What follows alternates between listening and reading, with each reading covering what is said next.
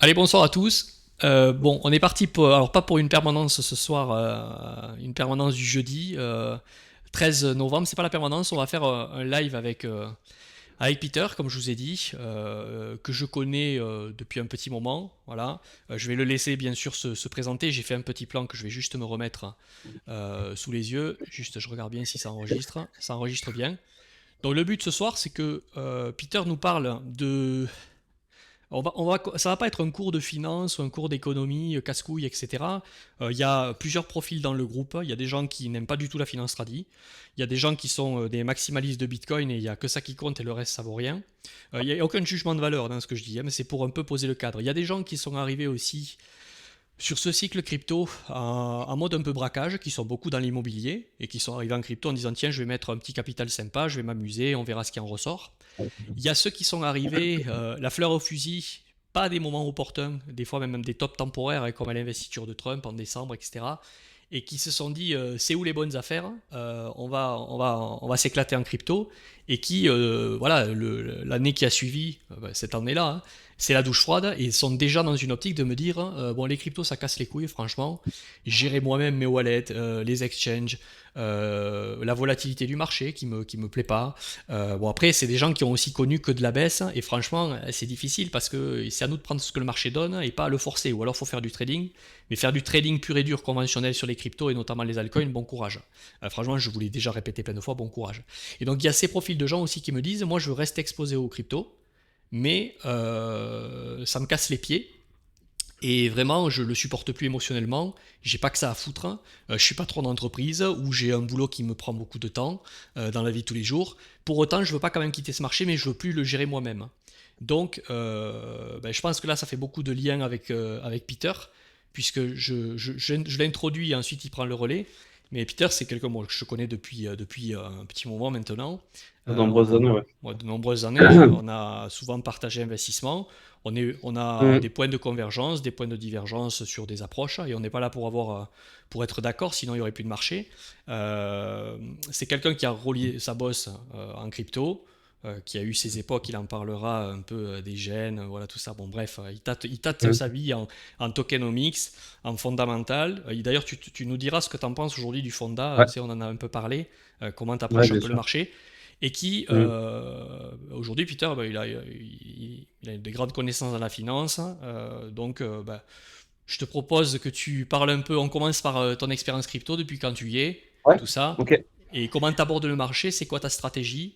très bien. Voilà, quelles ont été les erreurs peut-être avant que tu as fait, qu'est-ce que Mhm. tu voilà, comment tu abordes le truc maintenant quoi. Ok. Voilà. Bon, déjà, bonjour à tous les nouveaux arrivants. Et content d'être là ce soir avec vous. Donc, voilà, bon, même si je partage pas trop dans la communauté, je suis un peu voilà, un observateur, mais comme je fais dans pas mal de communautés, je suis surtout quelqu'un d'assez observateur. Alors, pour partager un petit peu mon parcours, moi, j'ai commencé à investir en 2017, début 2017. Dans la crypto. Bon, auparavant, j'étais déjà investi sur la finance. Voilà, je faisais de l'investissement, un peu trading sur des actions, etc. Mais j'en parlerai un peu plus tard.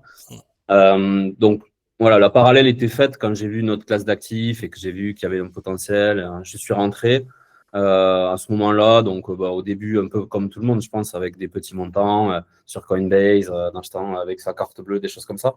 Mais c'est vrai que j'ai eu à la fois la chance, pas la malchance, mais bon, je suis rentré dans un moment où c'était complètement euphorique. Mm. Bon, il y en a sûrement qui étaient peut-être là aussi sur l'alt-season enfin, Fin c'était un peu 2017. Fin l'époque des 2017. ICO, etc. Ouais, en Mm. 2017. Mm. Donc, ça a été une année où tout a monté, en fait. C'est vrai que, bon, aujourd'hui, les bull markets, c'est un peu plus, c'est plus la même chose qu'à l'époque. Mais à l'époque, il y avait tout qui montait, quoi. À l'époque, en fait, il suffisait de scroller sur CoinMarketCap, d'aller chercher le top 300. Et puis voilà, il y avait des trucs qui faisaient 50%. Donc, à ce moment-là, moi, j'ai réussi en fait on va dire, à déceler un peu. J'avais quelques connaissances, mais bon, je pense Mm. que on a tous un peu l'effet Dunning-Kruger, chose que tu parles aussi Mm. sur le fait que tu penses avoir des connaissances, tu penses être bon. En plus de ça, tu fais des gains, donc voilà, ça te conforte dans ce truc-là. Et puis après, voilà, donc j'ai fait des gains, on va dire, je sais pas, des gains assez importants par rapport à la situation où j'étais à l'époque, parce que j'étais salarié à l'époque, hein.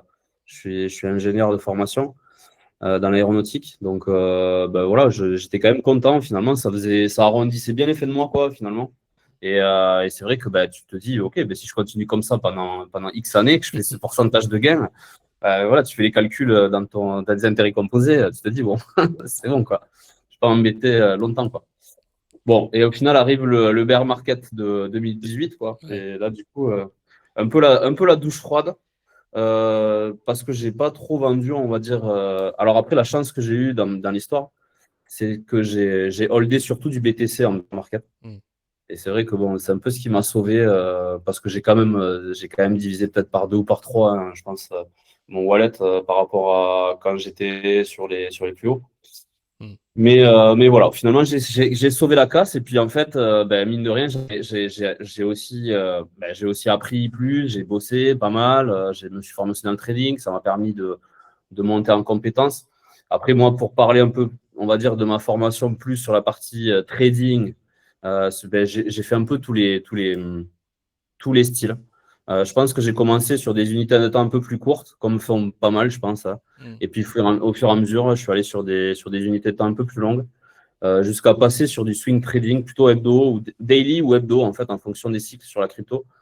Et voilà, et du coup, surtout, en fait, un peu trader les momentum. Donc, j'ai pas mal de. Moi, ça a été un peu, on va dire, depuis le début, j'étais un peu sur ce style de trading, de reconnaître les patterns sur du momentum, de trader les breakouts.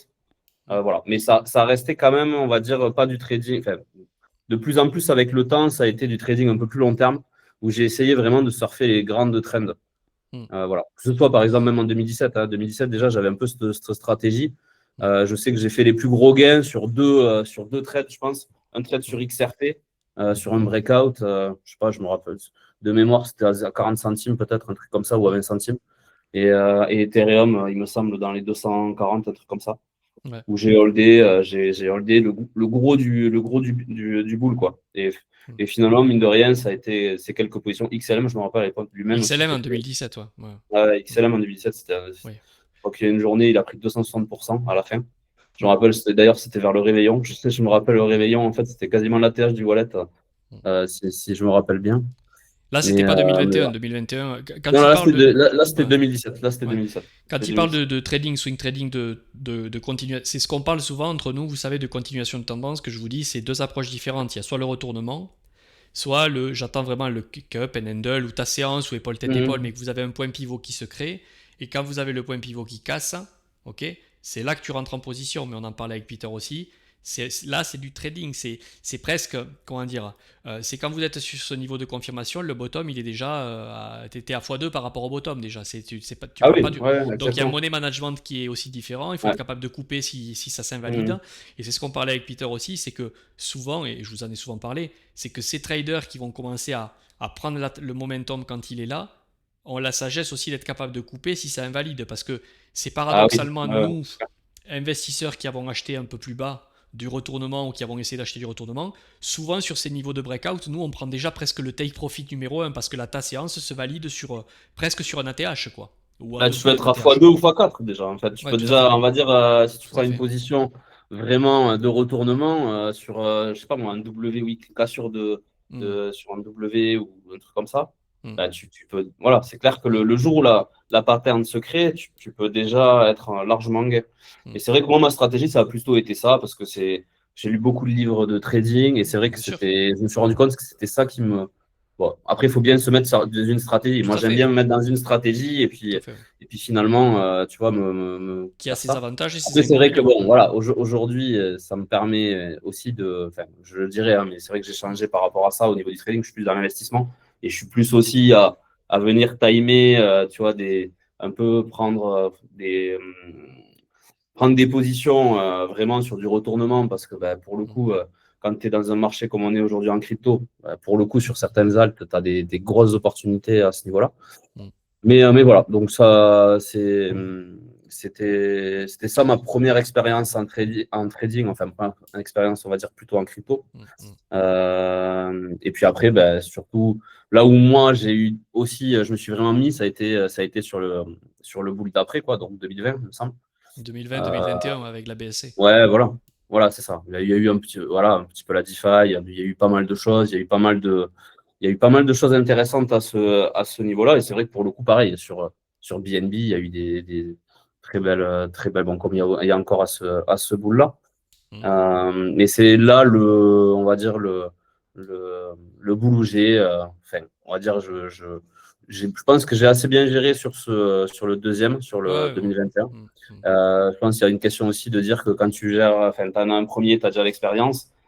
Et voilà, c'est là où j'étais pas mal dans la crypto. À ce moment-là, je pense que j'étais vraiment très impliqué. Un peu dans le fondamental. Je suis quand même beaucoup rentré dans le fondamental à cette Ouais. période-là. C'est vrai que là, 2020-2021, ouais. Mm. ouais, voilà, là, j'en ressors un peu parce que c'est vrai que. Mais ça peut être passionnant. En fait, on peut être passionné par la crypto, par l'investissement, par le trading, Tout à par fait. par plein de choses. Mais après, au final, il faut se dire qu'il y a déjà derrière une technologie qui est passionnante aussi. Mm, La blockchain, tu vois, il y a des choses qu'on peut faire qui sont, mm. qui sont, ben, qui disruptent complètement. Moi qui travaille dans le milieu de la finance aujourd'hui, on en parlera Ouais, après. on Enfin, va en parler, ouais. et c'est vrai que ben, ça m'a permis vraiment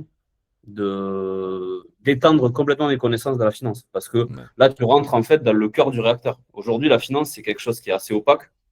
Mm, Bon, même moi, en étant conseiller financier, ben, j'arrive à quand même à voir comment ça se passe au niveau des structurations, des fonds, des frais, etc. mm. Mais c'est vrai que quand tu rentres vraiment dans la blockchain et que tu l'appliques au monde de la finance, parce que c'est vrai que c'est là où j'ai trouvé un peu, moi, mon appétence, quoi. Parce qu'après, la blockchain, tu peux en faire dans plein de choses. Tu peux en faire dans Ouais. l'industrie, dans la Mm, traçabilité. C'est déjà appliqué dans beaucoup de secteurs. mm. Mais c'est vrai que la finance, moi, c'est vraiment quelque chose que j'ai adoré aussi voir quelles applications il y avait. C'était un peu un bac à sable en fait de nouvelles applications dans la finance et on y retrouve exactement les mêmes services en fait que dans la réalité quoi. Sauf que Mm, c'est des choses qui sont beaucoup plus efficientes potentiellement. Alors après il y a mm. des risques, il y a plein de choses, hein. Mais en tout cas j'ai trouvé intellectuellement que c'était sympa. Ouais. On Et peut puis s'y après perdre ben, dans la passion après. Dans la passion crypto, on peut s'y perdre en ouais, efficacité aussi. exactement. C'est ça. En fait, c'est vraiment, on peut dig vraiment, et puis en fait, voilà, on peut passer son temps à aller tout le temps trouver des nouvelles choses. C'est pas spécialement ce qui va rapporter de l'argent, hein, mais voilà. Mm. Il y a un côté intellect, il y a un côté, Efficacité, passion, raison, c'est voilà. dur de faire la part des choses et de pas s'y perdre au bout dans le fond. À cause du C'est fondamental, on peut perdre aussi l'efficacité d'un c'est ça. Bah, breakout qui confirme et en fait, il y avait juste ça à regarder, quoi. Tu vois. voilà, c'est ça. Le fondamental, c'est vrai que c'est un peu piégeux parce que euh, on peut vraiment avoir l'impression, il y a énormément de biais cognitifs en fait qui vont jouer dans le fondamentaux Mm. parce que on va avoir beaucoup de biais de confirmation quoi. On va chercher les indicateurs qui vont aller dans le sens en fait de la prise de position qu'on est parce Mm. qu'on va avoir un poste qui va confirmer parce qu'on va avoir des métriques en fait qui vont confirmer. Puis en fait les métriques on y dit un peu ce qu'on veut en fait. Que ce soit dans la finance tradi ou dans les cryptos. Aujourd'hui, je dis la personne qui est capable d'analyser un bilan et de vraiment réussir Ouais. à le décoder de manière Su- précise, c'est su- compliqué. su- Surtout que je précise que pour le coup, moi je sais ce que tu connais en DeFi, tout ça.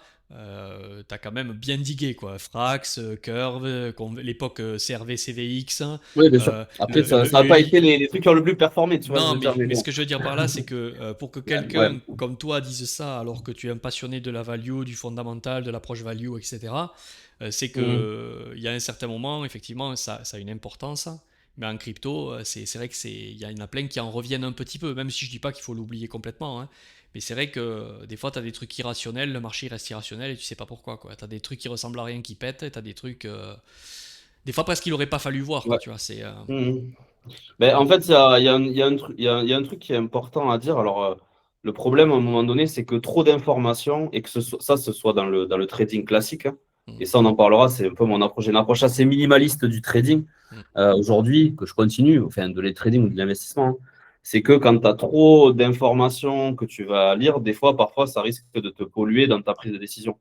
Et il y tout a à fait, même ouais. des études qui ont été faites, tu vois, de parieurs sportifs, par exemple, sur des chevaux, ou des personnes qui avaient moins d'informations, mais qui avaient des informations, on va dire, Mm. plus stratégiques, et réussissaient, on va dire, à faire de meilleurs résultats que quelqu'un qui avait énormément d'informations Tu prêches un à sa convaincu, hein. disposition.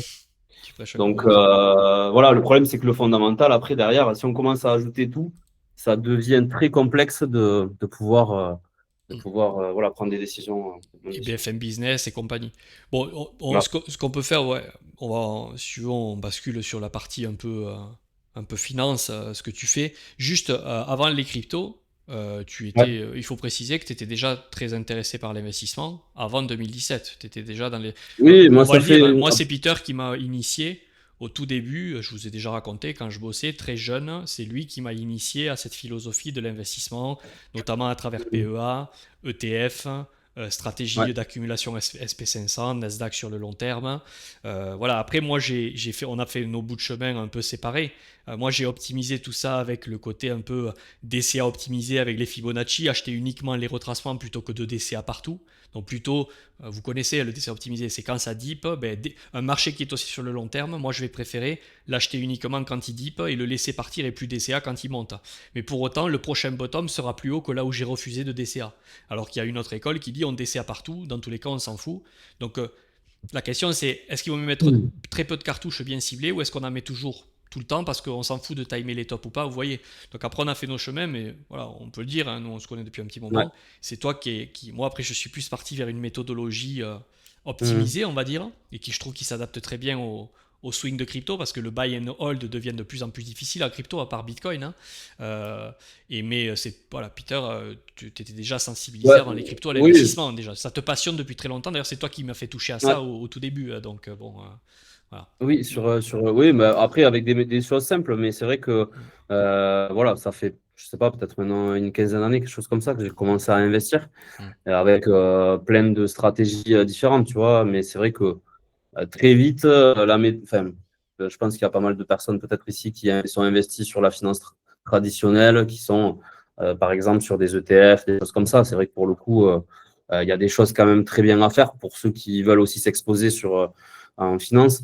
Voilà, PEA avec des actions, des choses. J'ai, j'ai toujours aimé ça. Après, j'ai mm, jamais fait des choses, tu vois, extravagantes, on va dire, mais mm. le fait de tenir dans la durée, le fait d'avoir, tu Ouais, vois, bien des sûr. stratégies. Alors, c'est vrai qu'après, moi, de DCA, ben, je fais du DCA optimisé aussi, hein, mais c'est juste que je le fais, tu vois, voilà, par moment ou quand tu as des dips sur le SP500, c'est pas des choses que je vais faire régulièrement, mais quand je vais prendre des points d'entrée, ça va être un bon point d'entrée, pas comme il y a eu au crash Covid, par exemple, où Mm, mm. là, c'était un super point d'entrée qu'il y a eu. Mais voilà, clairement, après, oui, ça fait quand même booster vraiment ta performance. Et après, c'est des points que je vais rechercher aussi. C'est-à-dire, tu fais du DCA et après, quand tu as certains dips, tu vois, essayer de réarbitrer. En finir Mais bon, sur la crypto, ce que tu m'as dit, c'est que l'approche crypto, ce que tu as peaufiné sur ce cycle-là, parce que là, tu as vendu t'as vendu pas mal la position Ether il y a quelques ouais. semaines là. Hein. Le premier cycle, bon, le second, tu t'en es bien sorti, je crois aussi, tu m'avais dit, mais Oui, le, le- ouais, le second, c'est c'était.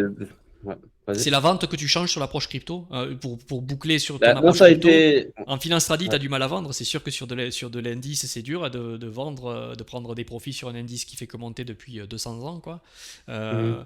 Mais par contre, en crypto, si tu as changé un peu ça sur ce cycle, c'est-à-dire savoir se payer au bout d'un moment, prendre des profits, etc. C'est ça le plus difficile en fait. Hein. Ouais, alors moi, c'est vrai que d'expérience, ça a toujours été là où j'étais moins bon. J'ai réussi à prendre quand même des bonnes positions. Souvent, bah, c'est vrai que quand tu es dans un marché assez haussier et que tu trades les breakouts, bon, c'est vrai que certes, tu perds du potentiel de gain parce Par que rapport au tu as bottom, ouais. déjà, Mm, voilà, mm, t'as déjà eu une bonne performance pour prendre la position. Malgré tout, tu peux très vite être en gain assez fort parce que mm, quand ça break, en fait, ça peut breaker de 20, 30, 40%, des fois plus. mm, Et c'est vrai que ben, pour le coup, de faire un peu tu vois, tu prends une position, puis après, comme dans un cycle haussier, tu as une position qui va performer, puis après, c'est des fois une deuxième, ça fait une mm, troisième. Donc, mm, en fait, quand tu arrives à accumuler, en fait, tu vois, à bien arbitrer ton portefeuille entre les différentes positions, tu peux être vite en gain.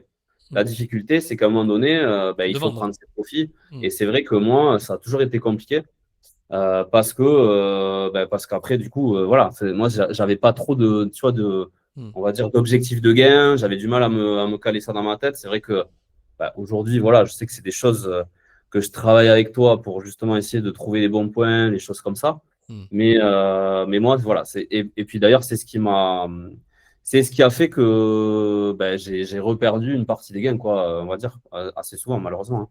Hmm. Mais, Après, c'est dur hein, de et vendre, hein. C'est le plus difficile, mais c'est dur de vendre et je me rends compte aujourd'hui, il y a quand même, bon, c'est vrai qu'il y a pas mal d'analyse technique qui est intéressante, mais t'en parlais après, il y a le sentiment de marché.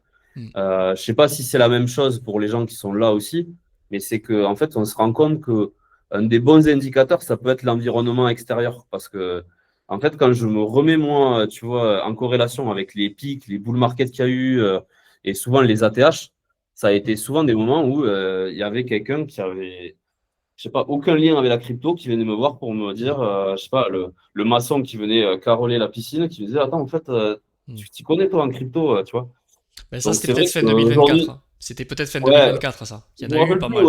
mais j'ai eu plusieurs signaux comme ça, en fait, de personnes à chaque fois qui voulaient acheter en pire moment, quoi. Et c'est Hmm, vrai que je pense qu'aujourd'hui, ça peut être quand même un indicateur. Moi, c'est un peu ce que je vais regarder.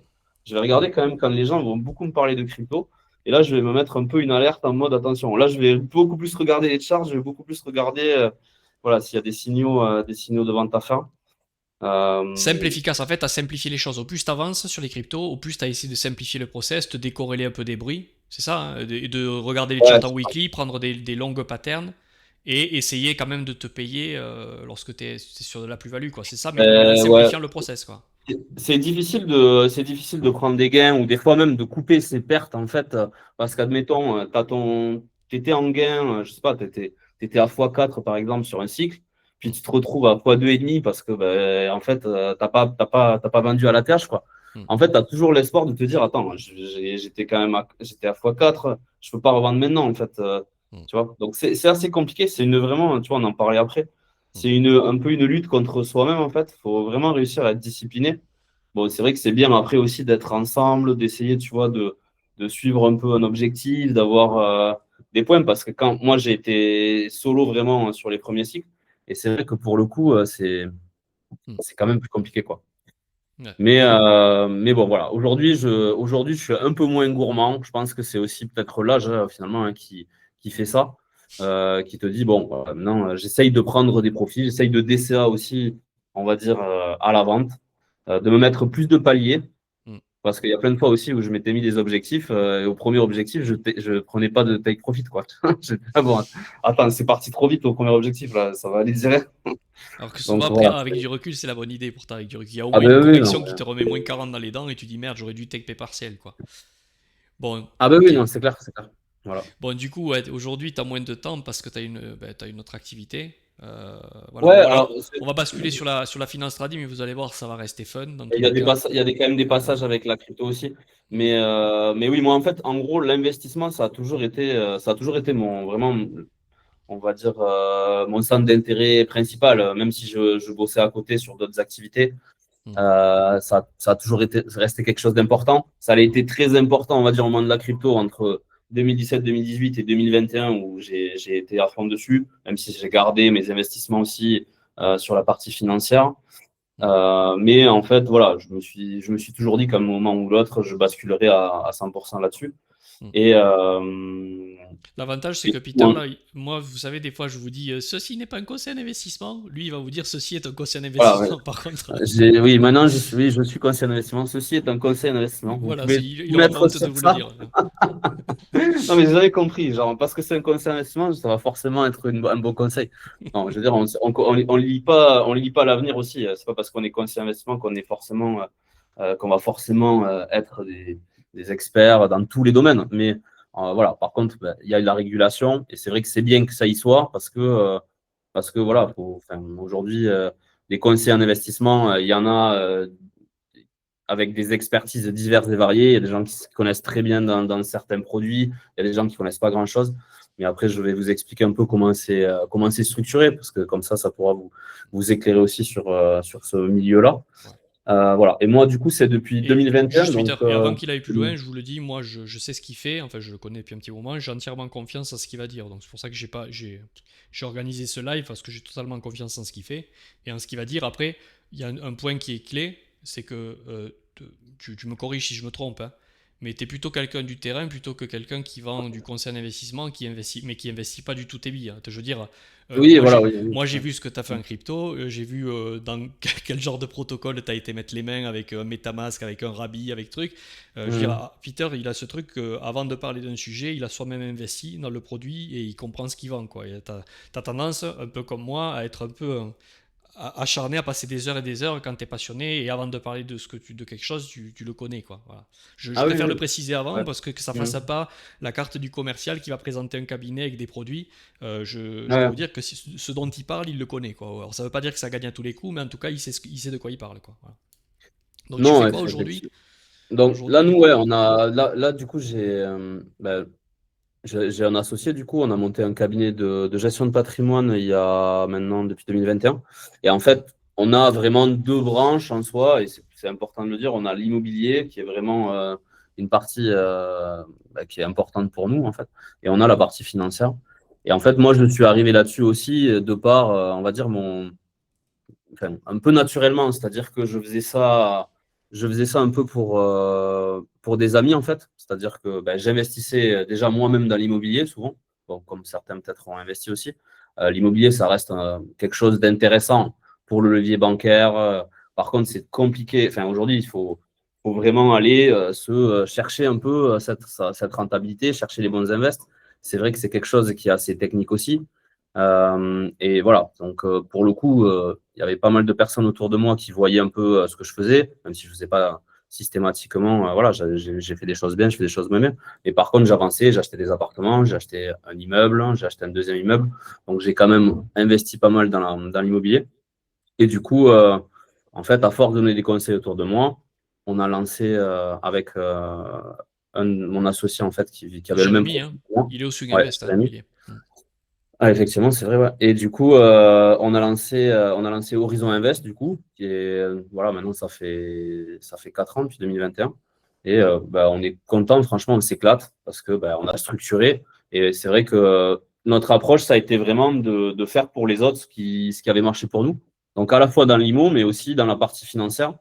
Et c'est vrai qu'en fait, quand on a une approche de l'investissement, c'est vrai qu'il y a, par exemple, sur l'immobilier, bon, il y a des sociétés qui vendent de l'immobilier, mais nous, on essaye vraiment d'aller chercher, on va dire, on a monté notre propre boîte de travaux. Donc, bon, aujourd'hui, on a une trentaine de personnes quand même. Donc, la boîte a quand même bien développé. On a une quinzaine de personnes sur la partie travaux. On a une archi, on a 5 conducteurs de travaux. Et voilà, ça a été vraiment pas mal de boulot pour en arriver là. Donc, c'est pour ça qu'aujourd'hui, j'ai dû aussi, on va dire, prendre un peu moins de temps sur les cryptos, prendre un peu moins de Simplifier les temps process, sur. ouais. Mm. Et pareil pour la partie financière, où là, on est trois. Moi, je m'occupe vraiment de la partie finance, c'est ça qui me plaît. En fait, on en parlait après, dans le conseil en investissement, on va vraiment trouver deux piliers. On va trouver l'ingénierie patrimoniale, parce Mm. que quand un client va demander un conseil, ben, il va falloir aussi réfléchir à l'optimisation de la fiscalité, au montage. Il y a, par exemple, quand on est chef d'entreprise, savoir sous quel type de structure on va investir, est-ce qu'on va le faire en société, est-ce qu'on va monter une SCI, une holding, enfin voilà, il y a tous ces sujets-là où il faut discuter. Moi, c'est plutôt une fille qui travaille avec moi qui est sur la partie ingénierie patrimoniale et qui va vraiment s'occuper de conseiller au mieux cette partie, même si moi, Mm. j'ai pas mal de connaissances là-dessus. Moi, je vais plutôt être dans la partie choix des produits, investissement, donc finalement, en fait, gérer les allocations pour les clients directement, donc choisir sur quel type de support. Bon, après, c'est vrai que jusqu'à présent, il y avait très peu de crypto dans ce monde-là. Moi, j'avais toujours envie de faire ce lien, en fait, parce que Mm. mon objectif, c'était de faire rentrer des gens aussi dans l'écosystème crypto. Mais après, il y a une question de réglementation.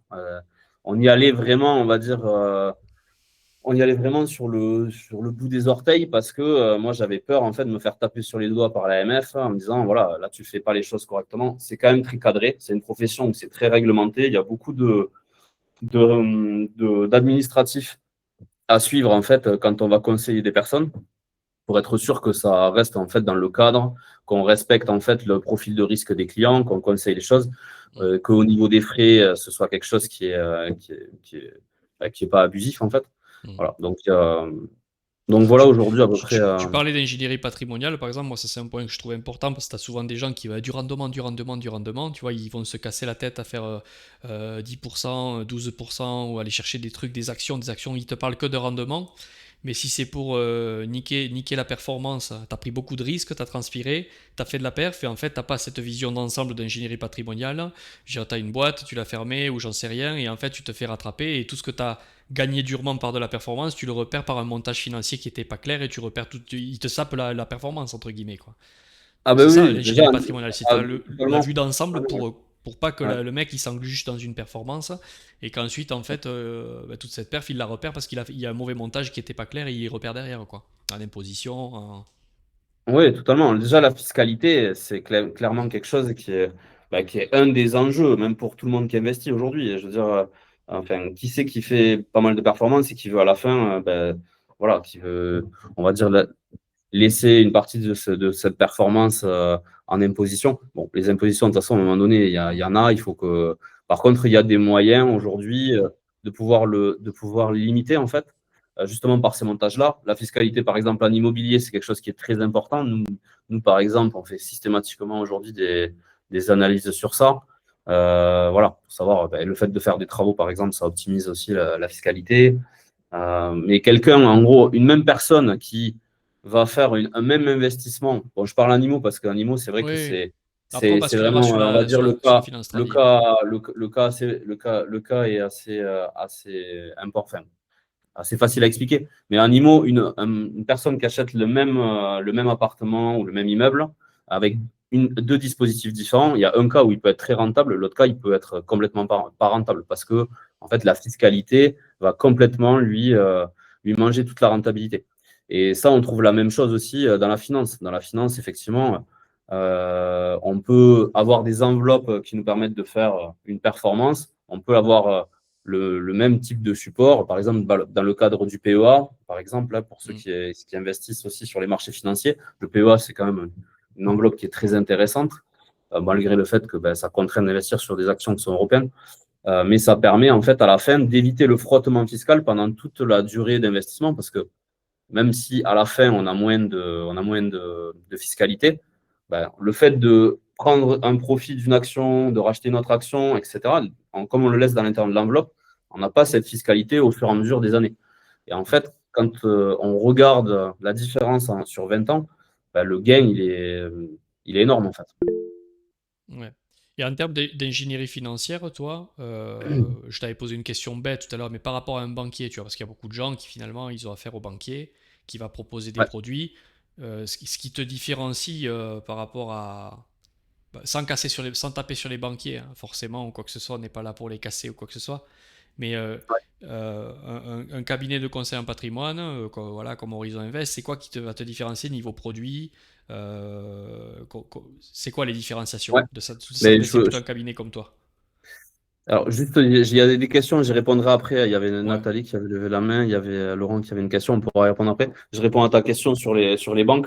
ouais, Euh, En fait, voilà, moi, je critique pas les banquiers en soi. Enfin, clairement, aujourd'hui, d'ailleurs, dans l'immobilier, on est obligé de travailler avec les banques, hein, parce que le gros intérêt de l'immobilier, ça reste effectivement le levier bancaire. levier, hein. Hmm. Et ça, après, on pourra donner des exemples aujourd'hui sur des stratégies d'investissement un peu concrètes et puis voir un peu ce que ça peut donner en termes de chiffres. Euh, mais par contre, la banque, il faut dire qu'il y a une première chose, c'est que par le modèle, déjà, il gère beaucoup plus de clients que peut gérer en général un conseiller en investissement. Alors, en soi, déjà, le conseiller en lui-même, il est important, hein, c'est-à-dire qu'il peut y avoir des très bons conseillers en banque, il peut y avoir des très bons conseillers indépendants. Voilà. Donc, le conseiller, déjà, avoir quelqu'un qui en a confiance, avoir quelqu'un qui sait de quoi il parle, qui est réactif, qui est là quand on a besoin, ça, c'est super important. Mais la banque en soi, déjà, en règle générale, ils vont suivre beaucoup plus de clients. Un banquier, alors, il y a des banquiers privés où ils vont gérer un peu moins de clients, mais un banquier classique, il va gérer beaucoup de clients. Et puis en plus, c'est pas forcément un spécialiste de l'investissement. Un banquier, il va gérer les crédits bancaires, il va gérer des cartes bleues, il va gérer plein de, on va dire, produits de le bancaire, hein. Et de ce fait-là, il peut être forcément moins expert en fait sur la partie financière. Hmm. Ça, c'est la première chose. Après, il y a aussi une question de produits qu'ils peuvent proposer. La banque aujourd'hui, souvent, c'est un écosystème qui est assez fermé. Ils ont la banque, ils ont leur assureur, en fait, souvent ça fait partie du même groupe, et ils ont les sociétés de gestion, en fait. Voilà. C'est souvent, on va dire, trois types de sociétés qui travaillent ensemble. Les sociétés de gestion, c'est eux qui vont vraiment gérer l'argent. Donc, en règle générale, ils font partie du même groupe, et donc la banque va proposer les produits du groupe. Mm. Et souvent, c'est un écosystème qui est assez restreint. Mm. Alors, on peut avoir des fonds intéressants sur Bien sûr. ces supports-là, mais par contre, aujourd'hui, le fait d'être en architecture ouverte, donc quand on est indépendant comme moi, en fait, conseiller financier indépendant, on Mm. peut travailler avec n'importe quelle société de gestion, en France ou dans le monde, du moment qu'ils sont régulés, Mm. et du coup, ça offre vraiment une liberté qui est beaucoup plus large. Mm. Aujourd'hui, je peux vraiment aller choisir des fonds qui vont surperformer, par exemple, les catégories. Et après, en plus, quand on a la possibilité d'avoir des outils adaptés pour faire de l'analyse, par exemple, moi, pour les suivis de portefeuille, j'ai un logiciel qui me permet d'aller suivre tous les fonds du marché pour regarder quels fonds vont surperformer. Ça, c'est quand même très intéressant. Mm. Voilà, moi, j'arrive, par exemple, en gestion de portefeuille, à recréer un portefeuille, par exemple, pour les portefeuilles que je gère ou pour ceux des clients, et à faire des backtests. Je fais des backtests. Ça, c'est plus de la gestion de portefeuille que du trading. C'est-à-dire que on va y Mm. mettre, on va mettre en fait pas mal d'actions ou pas mal de fonds en fait dans un portefeuille. On va essayer d'aller chercher des actifs qui ne sont pas forcément corrélés les uns des autres, Mm. avec des obligations, avec des actions, avec des choses diverses, hein, des actifs réels aussi. Il y a pas mal de choses qu'on peut faire aujourd'hui qui sont assez sympas en fait dans un portefeuille. Et en fait, on va venir simuler pour voir comment évolue le portefeuille. Et il y a un objectif qui est important aussi dans la gestion de portefeuille, c'est la performance, forcément. Donc, on va forcément venir chercher la performance, mais on va venir chercher aussi, on va dire, le fait que la performance soit la plus linéaire possible. C'est-à-dire essayer d'éviter, quand il y a par exemple un crash de marché, Mm. avoir des actifs qui ne sont pas corrélés les uns aux autres. Mm. Et ça, c'est quelque chose qui est super important parce que quand on a un patrimoine, bon, après, voilà, moi je suis dans la crypto, et mon portefeuille crypto, il fait pas forcément, il monte pas forcément linéaire. Je pense que Mm. il y en a On peu, essaie de il y en a mettre en peu, place des stratégies de drawdown comme ça, de prise oui, de profit, c'est mais c'est c'est sûr, mais c'est le marché est difficile, bien sûr. tellement corrélé, Ouais, tellement volatile que c'est bien compliqué. sûr. Par Mm. contre, aujourd'hui, dans la finance traditionnelle, il y a pas mal d'actifs en fait qui sont décorrélés les uns des autres Mm. et qui nous permettent d'aller chercher de la performance de manière la moins volatile possible. Et c'est aussi ça qu'on va venir chercher. On va venir chercher justement L'efficience en fait de la volatilité, du risque et de la performance en fait quoi. voilà, c'est ça. On va, Mm. on va essayer vraiment d'aller chercher ça, c'est-à-dire que il vaut mieux parfois avoir du 6% de performance avec un drawdown qui est très faible qu'aller Mm. chercher du 7% de performance avec une volatilité qui est forte, en fait. Voilà. Mm. Même Tout à si au fait. final, dans 15 ans, en fait, potentiellement, le potentiel de gain il est plus important sur la stratégie dans les 7%. Mm. Aujourd'hui, il y a quand même une recherche Ouais. euh, De non d'avoir une ulcère à volatilité l'estomac. qui est limitée. De Voilà. non, de, Ouais, ouais. de non ulcère à Non, l'estomac, j'allais dire. C'est-à-dire que tu es à non, mais 7% c'est vrai, dans la 15 charge ans, tu vas mentale. être gagnant, mais la charge mentale aussi. Ah Est-ce que oui, tu vas les tenir les 15 ans quoi, pour avoir juste voulu grappiller ce 1% de plus dans cette stratégie? Mais est-ce que tu n'auras pas eu envie de vendre aussi? Tu ne te seras pas fait des nœuds au cerveau entre temps? Il y a aussi ça qui compte, je pense. C'est ça que tu es en train de dire un peu, je pense, Ah non? ben, totalement, totalement. Ouais. Et puis après ça, c'est voilà, c'est vrai que c'est ce qu'on va amener aussi en conseil aussi, c'est-à-dire que un portefeuille aujourd'hui, ça doit pas rester, en tout cas un portefeuille financier. Mm. Je parle dans le cadre par exemple d'une assurance vie ou enfin, c'est ce qui est le plus démocratisé aujourd'hui dans la gestion de portefeuille en France en tout cas. C'est là où il y a le plus d'épargne, hein, mais aujourd'hui, le conseil qu'on va amener, c'est vraiment aussi comment le structurer et comment passer des cycles de la manière la plus optimisée possible. Mm. C'est-à-dire qu'il y a des moments où, quand les taux étaient à zéro, ben, en fait, il n'y avait aucun intérêt en fait, d'avoir des obligations. En fait. La poche sans risque, elle ramenait zéro. Donc, il Mm. fallait qu'on aille se débrouiller pour aller en fait, soit pondérer plus en actions, parce que là, le premium était plus important. Certes, la volatilité était plus forte au niveau des actions, mais en fait, soit on était à quasi 0% sur des obligations, soit on était à peut-être 7 ou 8 sur des actions, ou 9, tu vois, ou peut-être même plus Ouais. sur certains types de fonds. Donc là, ça valait le coup d'être plus pondéré. Aujourd'hui, c'est un peu moins le cas. Il faut regarder les cycles, il faut regarder. Voilà. Et ça, c'est aussi le travail qu'on va faire. tu laisses le client décider aussi. Tu travailles, enfin, ça dépend des clients. Il y en a, ils te disent, je veux décider rien du tout, c'est toi qui pilotes. Et tu fais de la veille pour eux, c'est toi qui leur dis, tu fais ça, tu fais ça. Ou le client a toujours quand même son mot à dire, peut participer dans la stratégie. Comment tu... Ça, c'est au choix, en fait. C'est-à-dire que moi, j'ai des clients qui sont très avisés. J'ai des clients qui gèrent leur POA, leur compte titre. C'est des gens qui veulent vraiment. Moi, j'ai même des discussions avec eux sur des choix parfois au niveau du marché, Mm. sur leur performance. Alors, je ne fais pas de conseil intrigue parce que c'est pas dans le cadre de mon activité, tu vois, au niveau de la. Mais voilà, je discute après de stratégies d'investissement avec mes clients un peu plus optimisées. Par contre, sur les allocations, bah, moi, j'ai des allocations un peu type que je vais forcément modifier en fonction du choix du client. C'est un Ouais, peu du sur-mesure. C'est-à-dire que moi, les portefeuilles, c'est pas, je ne gère pas un portefeuille pour tous les clients. C'est-à-dire que si le client il veut mettre tel fonds ou telle action parce qu'il a des convictions sur une thématique ou sur une action, bah, on peut le moduler. Après, j'ai plein de clients qui n'ont pas spécialement envie de s'en occuper. Le client, on discute, on partage, je donne mon avis, j'explique un peu tout ce qui est possible de faire, comment moi je vois les choses.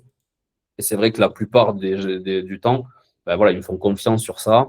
mm. Je propose des arbitrages. Mais voilà, ça se passe un peu comme ça. Juste, je réponds aux questions qu'il y avait, Benjamin, parce qu'il y avait. Ben, je les ai notés, non, parce que juste, je crois que si je Ouais, vas-y. dépasse les 1h30, mais c'est pas grave, c'est pas que j'ai, Ok. c'est que j'ai, je crois que j'ai la mémoire du PC qui au bout d'1h30 me coupe le live. Ça serait dommage qu'on Là, le il nous loupe. reste. Ouais, Ouais, non, mais vas-y, ouais, pas de les souci. questions, je les ai On toutes. répondra à la fin. Je les Ouais, copie-colle et on y répondra. Et si on n'a pas le temps, ouais, vas-y. on prendra le temps de On répondre par continue. écrit ou on refera un petit live, quoi. Attends, je les note tous. Question par curiosité, tout ça c'est noté. J'ai tout. J'ai pris Laurent, j'ai pris Yann. Et si vous avez des questions, vous me les envoyez aussi, peut-être en off ou sur School, et on y répondra dans un prochain live. Ou, on va voir si on aura le temps, certainement. Euh, ouais, qu'est-ce qu'on s'était noté je Et voulais juste, que. tant pour Ouais, finir, vas-y, je dis-moi, finis dis-moi. juste avec les banques. Les banques, Vas-y, pour vas-y. terminer un peu la différence, parce que Mm. c'est vrai que c'est important, en fait, aujourd'hui, voilà, c'est important de connaître un peu les différences.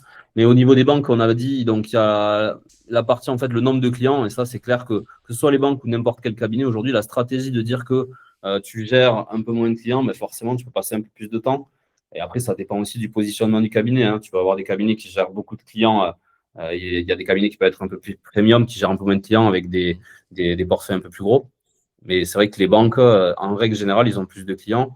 Il y a aussi une question qui est importante. On a parlé des produits, donc l'architecture peut-être fermée versus l'architecture ouverte. Et la Mm. dernière chose, ça va être aussi au niveau des frais.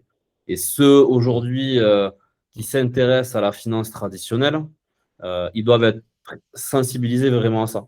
En fait, les frais aujourd'hui, et c'est d'ailleurs aussi ça qui m'a fait intéresser à la crypto et Ouais, enfin, voilà, à la finance un peu décentralisée, tout ça, c'est tout à fait. qu'aujourd'hui, il y a une transparence et il y a des frais, des fois, qui sont parfois abusifs, hein. Et en fait, il faut se rendre compte que malgré le fait que ça représente que quelques pourcents, enfin qu'un pour cent par exemple, quoi, ça peut avoir un impact vraiment important à terme.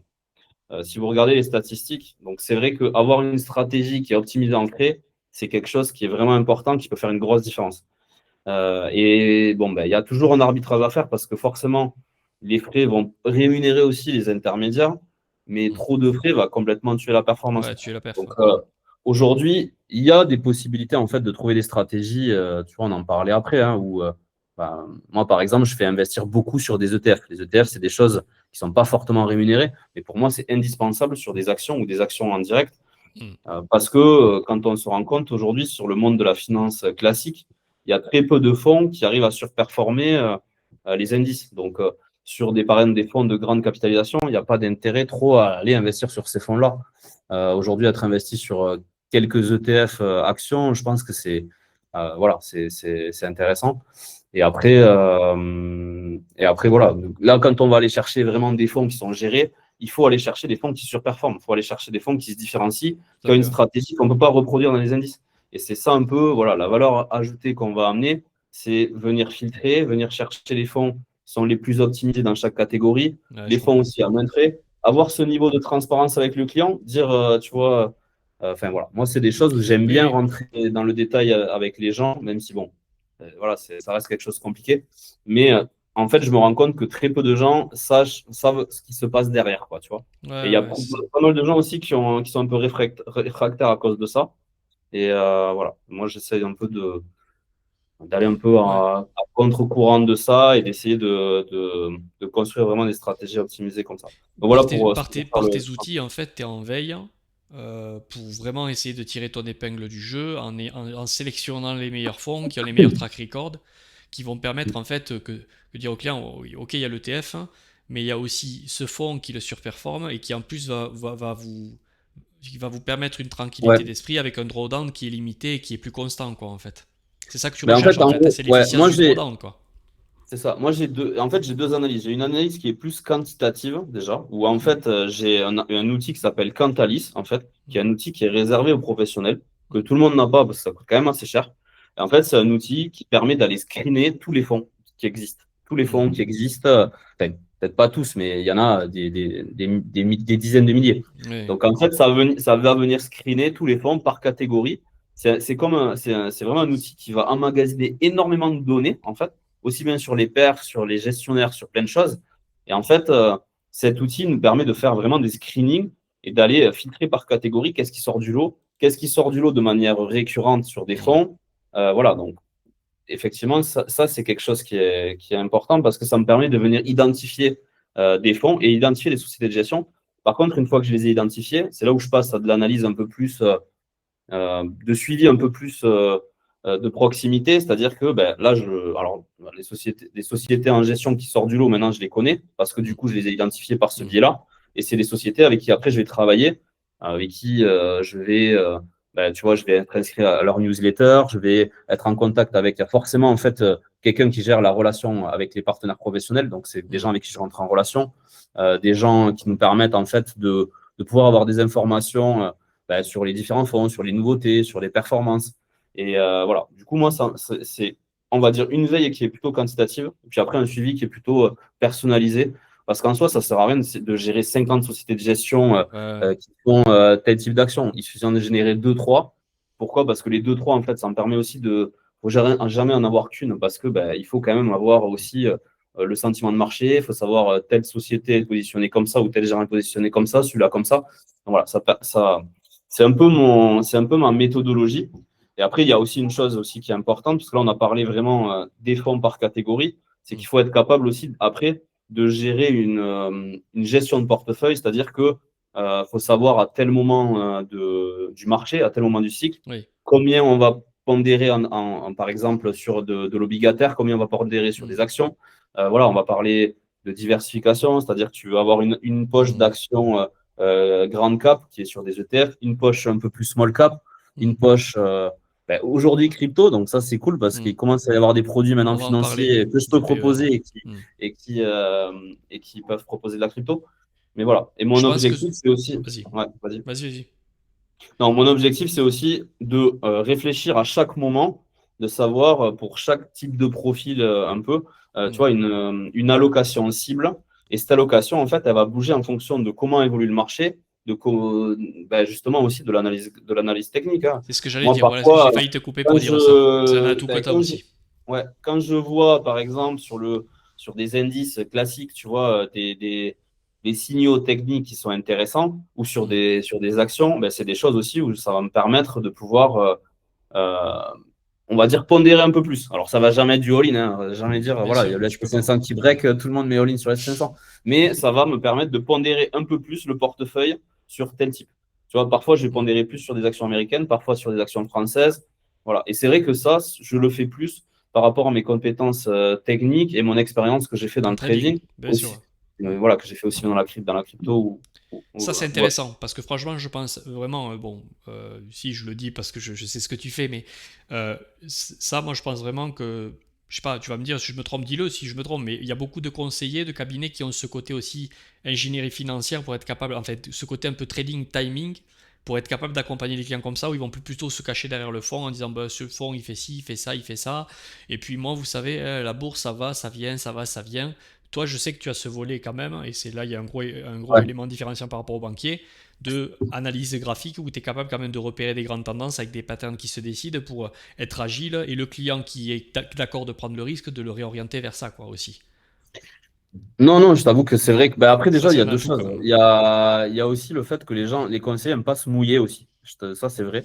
En fait, si tu veux, nous bon, en général, l'argent, il n'est pas chez nous. Hein. C'est pas moi qui gère les fonds des clients. Je Hmm. passe par des intermédiaires. Donc, je Oui. passe par des sociétés de gestion.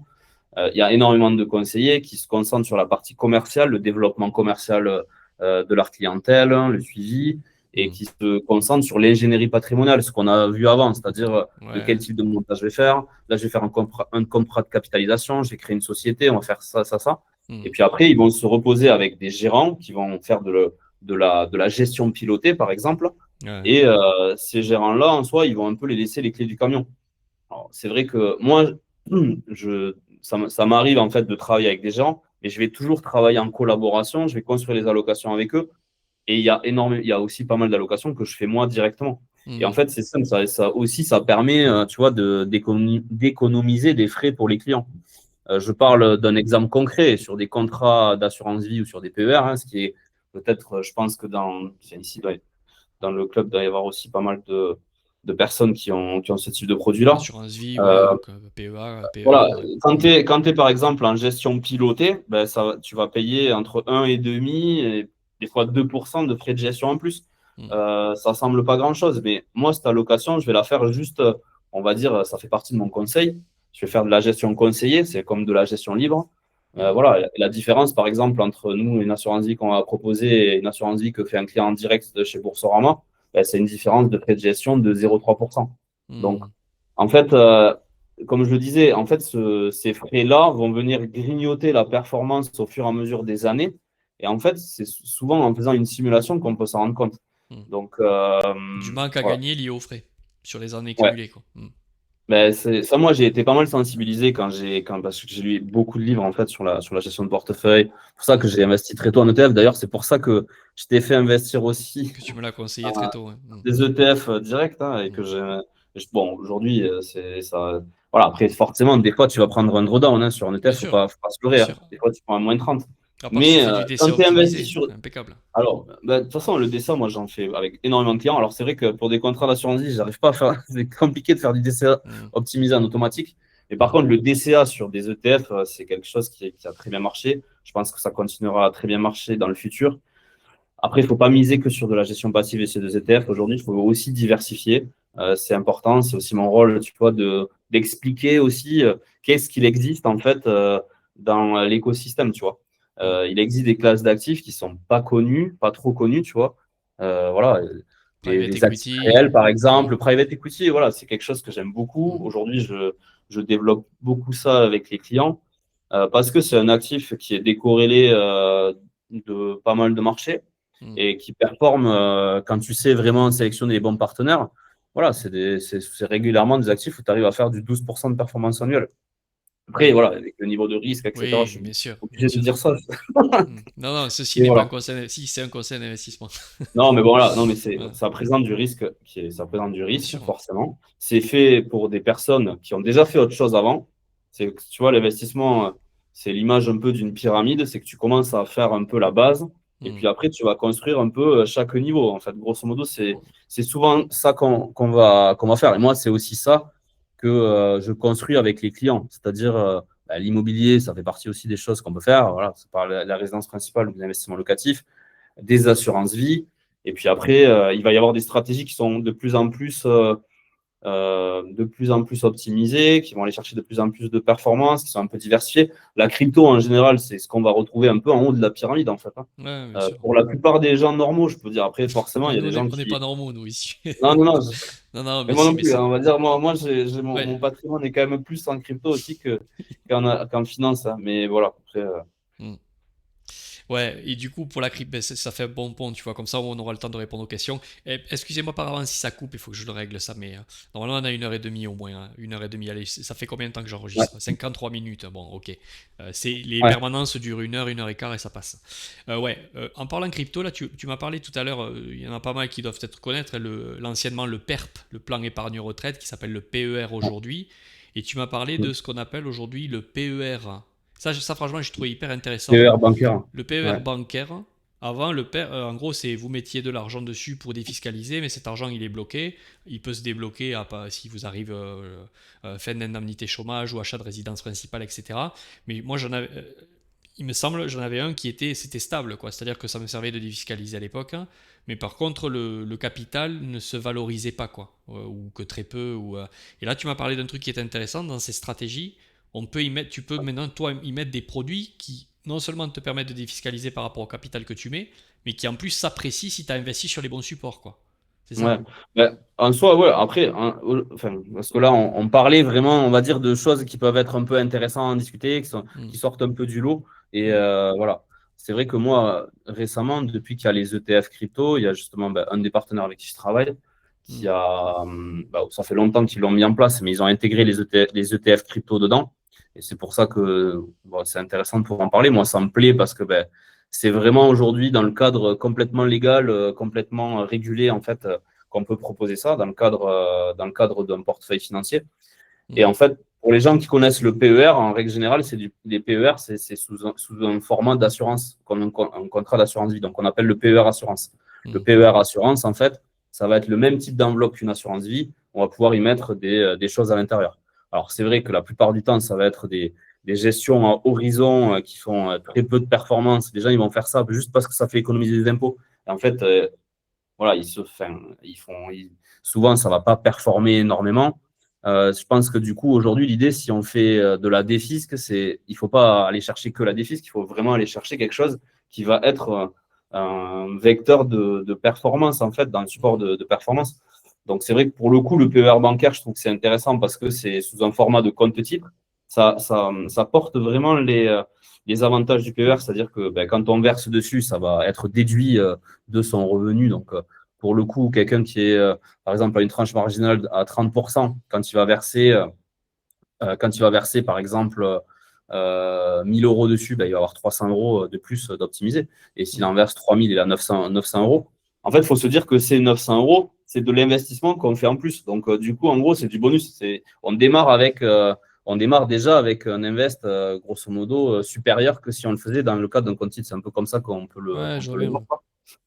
Et après, aujourd'hui, ce qui est cool, c'est que déjà, bon, il y a une architecture assez peu chargée en frais parce que c'est dans le cadre d'un compte titre et pas d'un contrat d'assurance vie.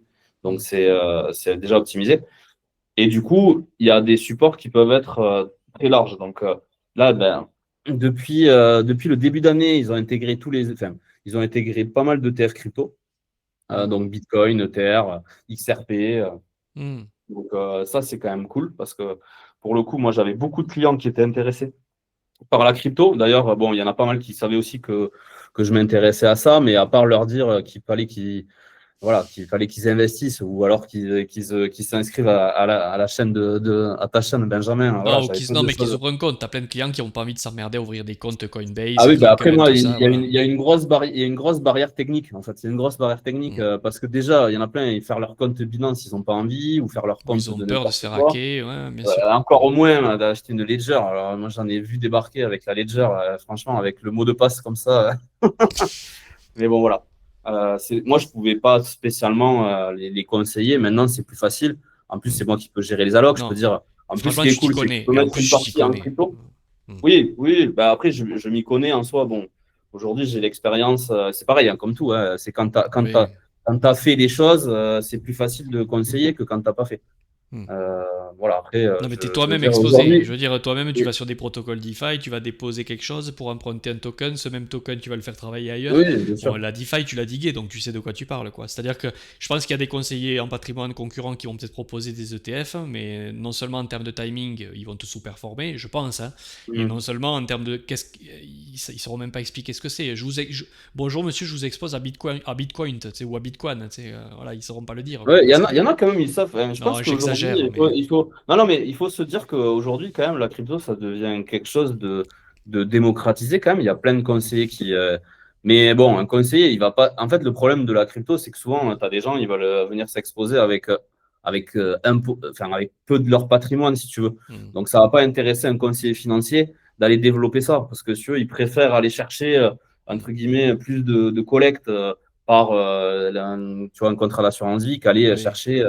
Voilà. Moi, ça m'intéresse parce que Hmm. c'est là où tu amènes aussi un vrai conseil. Tu vois, au-delà de juste la partie crypto, par exemple, tu vois, dans ce que je te parlais du PER bancaire, ben, tu peux avoir de l'or aussi en ETF, hein, ça c'est cool. Bon, maintenant, c'est vrai que Dans le PER ouais, bancaire. Ah Ouais, ouais. ouais, un ETF de l'or.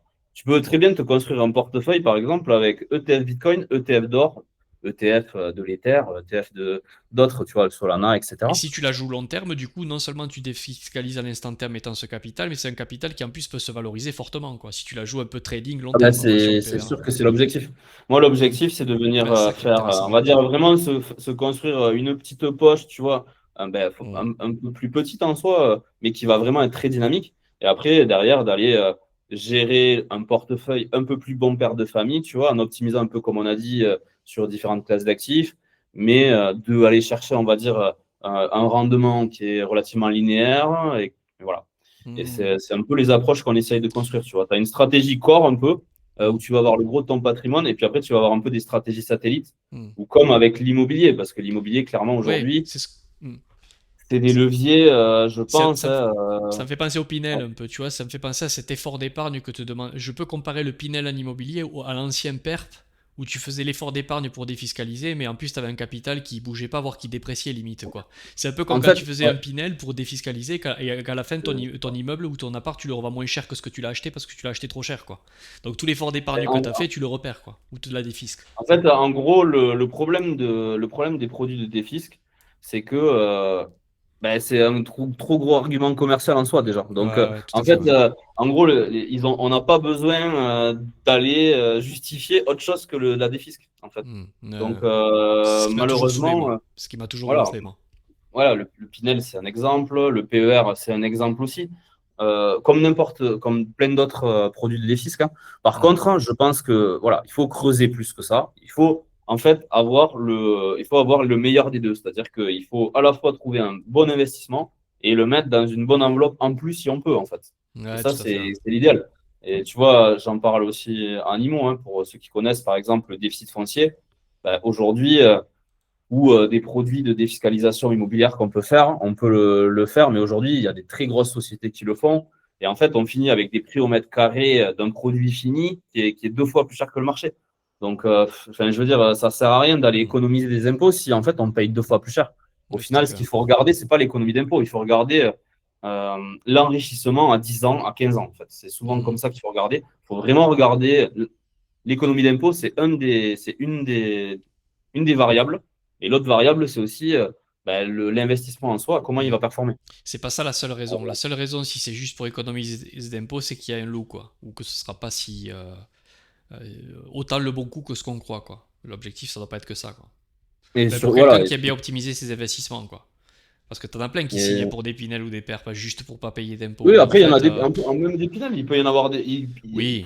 peut y en avoir des biens, hein. Moi, je ne critique pas non Hmm. plus. Hmm. Ce que je veux dire, c'est que, voilà, nous, en fait, au lieu d'aller constituer, en fait, la stratégie, on va dire, fiscale, et après tu vois, on n'est pas parti du produit, qui est vraiment, tu vois, le produit déjà optimisé. Et après, est-ce que ce produit-là, on peut le mettre dans une enveloppe fiscale Ouais, tout à fait. optimisée?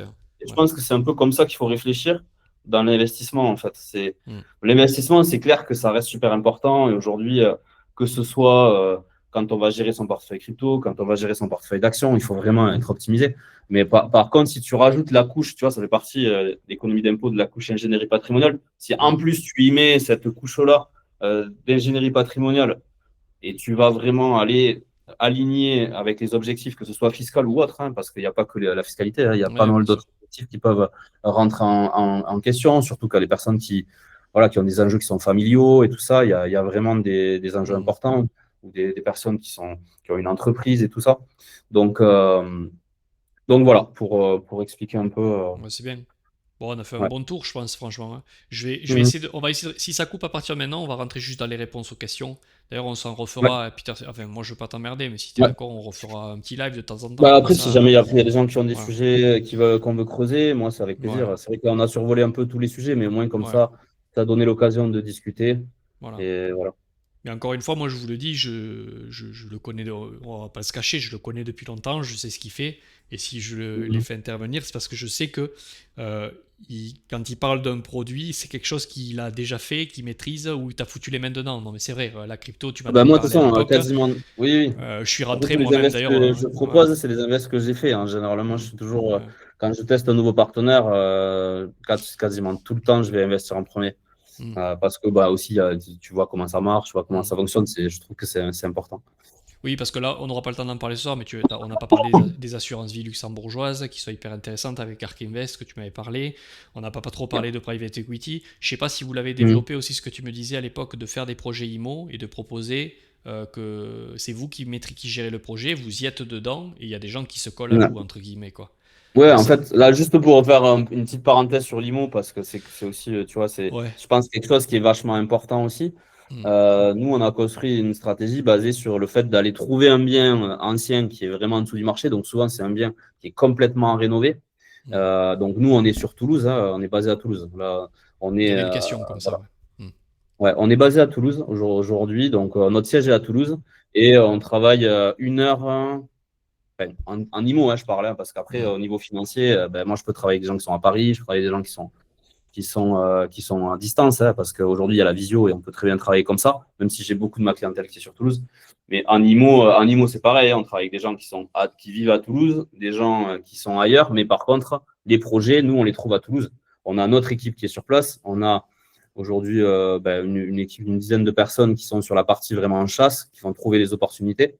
Mm. Donc, c'est des appartements, on peut faire des projets à partir de 100 000. On fait des projets jusqu'à 500 000 à peu près, ou un peu plus, ou 1 million, on va dire, sur des immeubles Mm. de rapport. Pour ceux qui connaissent Toulouse, il y a pas mal de petites villes aussi à côté qui sont intéressantes. Pamiers, La ville Carcassonne, d'Albi, Albi, Pamiers, mm. Castelnaudary, Carcassonne. Castelnaudary. Ouais. Voilà, il y a plein de villes comme ça dans lesquelles on fait des investissements où il y a pour le coup des rentabilités. Et là, on va trouver vraiment des fois des maisons à diviser. Souvent, ça va être ça. On va trouver Mm. une maison à diviser. On a notre archi, nous, qui est en interne, qui fait tous les plans. On fait les démarches d'urbanisme. On a 2 chargés d'affaires qui s'occupent des démarches Enedis, Suez. Et puis, on gère tous les travaux de A à Z et on Bravo, fait la la gestion rénovation. locative. Donc, Mm. c'est vrai que pour le coup, ce qui est bien, c'est que pour des clients qui veulent vraiment rien gérer, on a réussi, on va dire, à constituer un peu, à professionnaliser le process d'investissement pour essayer vraiment d'être le plus performant à chacune des étapes. Mais pour ça, il nous a fallu quand même du temps. Aujourd'hui, on fait à peu près 150 opérations à l'année, ou entre 120 et 150 Ah opérations ouais, à l'année. Donc, quand on même. commence quand même à faire un peu de volume, Mm. et surtout sur les travaux. Hein, c'est quand même, il faut vraiment être assez optimisé pour gérer ça. Bon, Mm. maintenant, on a une équipe. Hein, moi, je m'occupe plus trop. J'ai aidé un peu à structurer la partie IMO et travaux, mais maintenant, je m'en occupe, je suis un petit peu de loin. Voilà, mais bon, après, ça fait partie, c'est la boîte que j'ai montée, donc c'est bien on va dire, d'avoir un peu tous ces groupes et ces synergies qu'on a au niveau du groupe. En Et voilà. Et c'est vrai rentabilité, que comme ça, c'est la question du poulet sans tête que je te pose. Mais, ouais. parce que nous, on sait, c'est renta. Non, mais en termes de rentabilité constatée, enfin, parce que tu peux pas t'engager à 100% toujours en net sur vos projets, c'est quoi à peu près? À peu près, quoi, à la louche. En fait, on va soit être sur des projets qui sont Oui, patrimoniales, en fait. Donc là, oui. on va chercher, par exemple, pour ceux qui connaissent Toulouse et le centre-ville, hein, où on va avoir Mm, un appartement dans les belles rues, dans des beaux mm, immeubles, où mm. c'est des gens, en fait, ils veulent avoir de la belle pierre, où là, ça va être plutôt entre 4 et 5, on va dire, Ouais. net. Hein. Moi, je parle toujours en net, hein, Mm, parce que mm. pour le coup, ce qui est déjà une bonne renta, hein, parce que, on va Ouais. dire aujourd'hui, quand on veut faire du neuf sur Toulouse, c'est plus compliqué. Et après, on peut monter sur du 7, ouais, 7,5, on va dire. Mm, C'est à peu près ça, entre 7 et 8, on va dire, sur des villes un peu plus excentrées. Et puis après, on peut monter plus si on va choisir des stratégies de location un peu optimisées, comme de la colocation ou du Airbnb, des choses qu'on fait mm. aussi pour certains clients. Voilà, après, ça présente comme tout, Oui, hein, ça oui, présente bien des sûr. avantages et des inconvénients, ça présente des trucs de gestion, mais voilà, nous, après, on gère aussi ça pour nos clients en fait, en termes de gestion locative. Mm. Surtout la coloc, on en fait pas mal. Mais voilà, pour répondre à ta question sur l'IMO. Et pour le coup, c'est vrai que tu parles de renta, mais il y a un truc quand même qui est important à dire aux personnes sur la rentabilité. Mm. C'est que c'est pas parce qu'on fait 5% par exemple que c'est forcément moins intéressant que par exemple investir à 7% sur le marché financier. Ce qui va être intéressant dans l'immobilier, c'est de se dire, OK, aujourd'hui, souvent, hein, je parlais souvent hein, pour les clients, ça va être des gens qui ont une capacité d'emprunt qui n'est pas utilisé ou qui n'est pas complètement utilisé parce qu'ils ont des revenus, et en fait, c'est là où ça va être super intéressant parce que, par exemple, le client, il va mettre 50 000 d'apport. Donc, en Mm. gros, c'est 50 000 qu'il met au travail, en fait. C'est 50 000 qu'il aurait pu investir sur les marchés financiers, par exemple. Mm. Et avec ces 50 000, il va emprunter 150. Et donc, en gros, aujourd'hui, la rentabilité des 5% qu'il a, par exemple, sur cet investissement, c'est 5% sur 200 000. Et en fait, si tu veux, en gros, tu vas calculer le TRI, c'est-à-dire que tu vas prendre, admettons, 5%, tu as 3% de taux d'intérêt sur tes 150 000. Donc, sur les 150 000, tu vas avoir en fait une rentabilité du capital de 2% et sur le reste de ton capital investi de 5%. Bon, je parle un peu maths, mais en fait, ça te fait un taux de rendement interne qui est beaucoup plus élevé que 5% sur le capital que tu as investi, Oui, sur bien les sûr. 50 000 que tu as investi. Et en fait, c'est ça qui va être intéressant. Aujourd'hui, le fait d'aller chercher des opérations assez rentables, ça permet d'aller maximiser le nombre d'investissements qu'on peut faire. Nous, on a des clients. Bon, après, il n'y a pas de miracle en soi. À un moment donné, voilà, il y a une question de revenus et tout ça. Mais par contre, en optimisant bien, en faisant un investissement après l'autre, voilà, on a des clients qui ont fait un, deux, trois projets. Et en fait, on se rend compte au bout de 10 ans, 20 ans, que en gros, c'est des choses qu'ils peuvent revendre.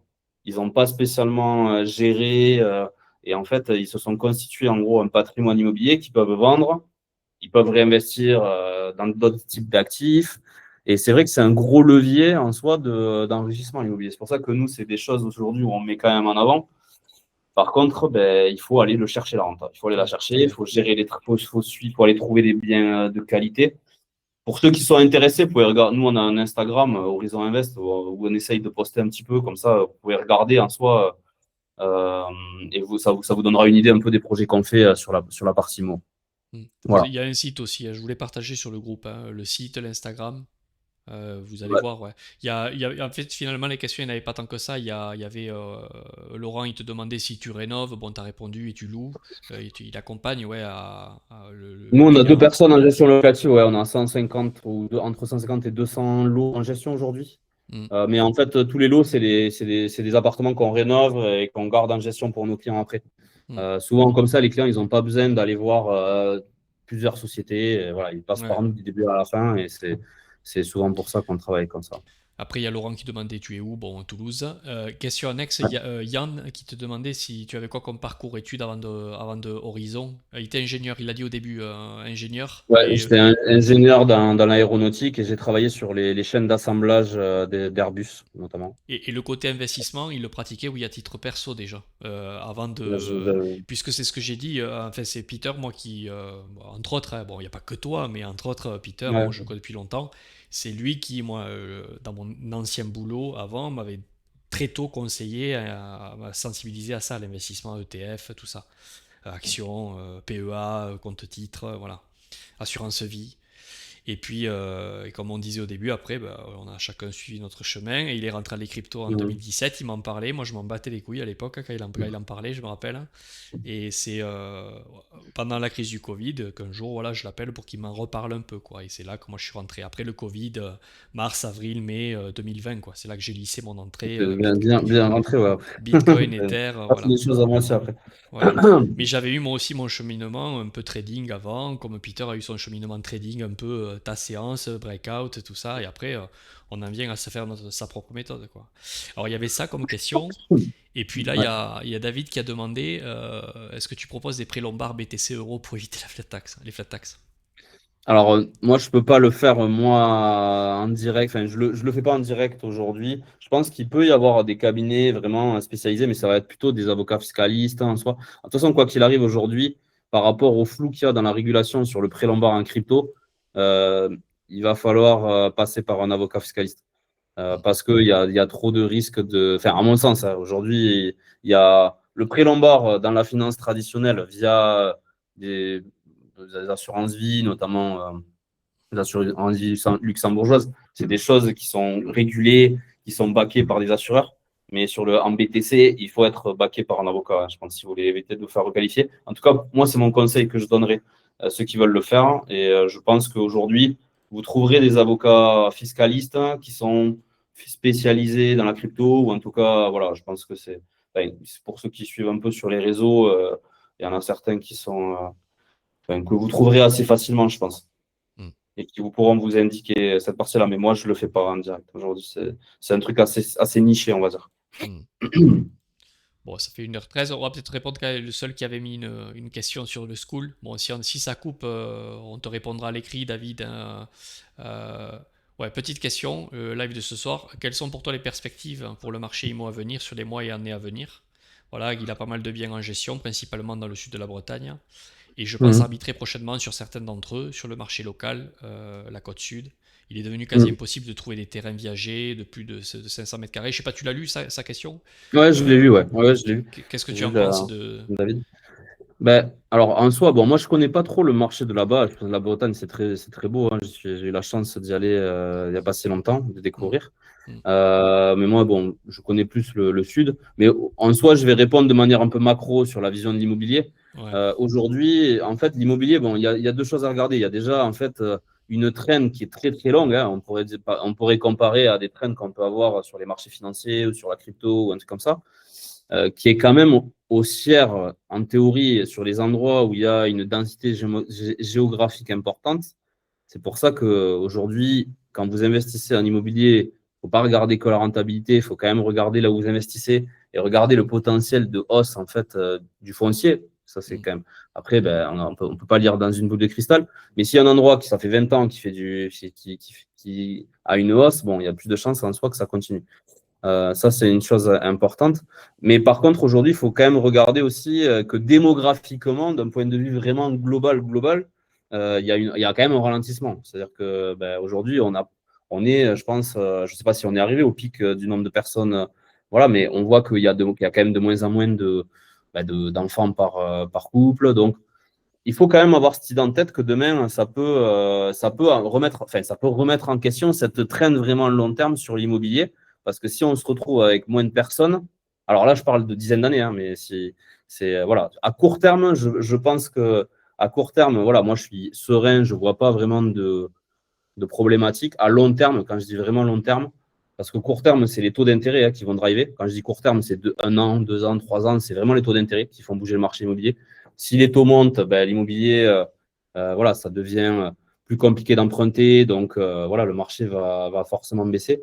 Et si jamais on regarde à long terme, c'est plus, on va dire, la trend démographique. Et moi, j'aurais une stratégie d'aller plus vers du quality, du flight to quality, on va dire, c'est-à-dire se concentrer peut-être sur des villes un peu plus importantes. Bon, mais voilà, nous, par exemple, on fait Toulouse et les villes satellites. Si c'est un investissement sur 30 ans, ça peut avoir du sens d'essayer de se concentrer un peu plus sur un peu plus patrimonial que un peu plus rentable. Moi, c'est en tout cas mon ouais, positionnement personnel. Maintenant, voilà, tout le monde n'a pas une stratégie à 30 ans, hein, sur hmm, l'immobilier. Et hmm, par contre, à court terme, je ne vois pas que les taux vont avoir un impact énorme sur l'immobilier. Nous, on voit que le marché repart, on voit que le nombre de ventes augmente, on voit qu'il y a un redynamisme un peu sur l'immobilier. Donc, je n'ai pas d'inquiétude, euh, on va dire à court terme. Et à long terme, par contre, voilà, positionnement un peu plus qualité. Ça, c'est mon positionnement personnel. Je ne sais pas si ça répond à la question, mais de oui, mais David nous dira. Il est pas là, il y a plusieurs David toute dans façon, le groupe. il pourra reposer la question sur le Ouais. groupe. Je répondrai, Bon, je lui voilà, répondrai directement. on va arrêter là. Ça faisait un moment, hein, je vous l'ai dit, je voulais un peu diversifier un peu les sujets. Il y en a, ça a été une demande de pas mal d'entre vous, comme je l'ai précisé au début. Ce qui sont arrivés en retard, reprenez le début. Peter, il s'est présenté, il a expliqué le parcours, voilà, depuis Mhm. quand on se connaît, etc. Et je voulais rester focus uniquement crypto au début, sur crypto, liberté, swing invest, etc. Mais il y a eu quand même pas mal de demandes d'entre vous à plusieurs niveaux, hein, certains qui sont venus juste pour faire un braquage, mais qui sont beaucoup plus dans l'IMO, et ils sont venus faire un braquage en crypto, mais opportunistes et ils dégageront.